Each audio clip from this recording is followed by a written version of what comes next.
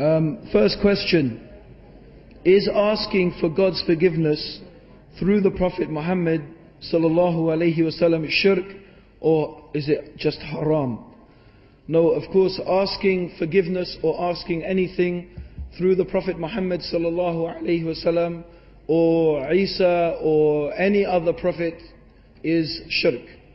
To call upon any person, whether he is a martyr or whether he is a prophet or a righteous person, and seeking forgiveness through them or asking that person to ask Allah for forgiveness is shirk.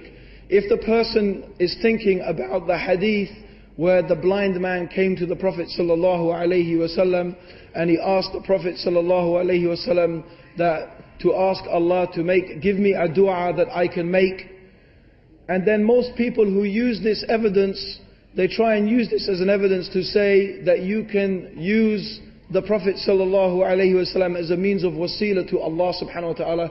You will always find that they fail to quote the full hadith of the Prophet sallallahu alaihi wasallam. In fact, if you keep on reading the hadith, it clearly states that the man states, "Oh Allah, through my dua to you and through the Prophet Muhammad's supplication for me." So he was in front of the Prophet, asking the Prophet sallallahu alaihi wasallam while the Prophet sallallahu alaihi wasallam was alive on this earth. Okay? And then he made dua for himself, and the Prophet sallallahu alaihi wasallam made dua for him, as is very clear from the hadith.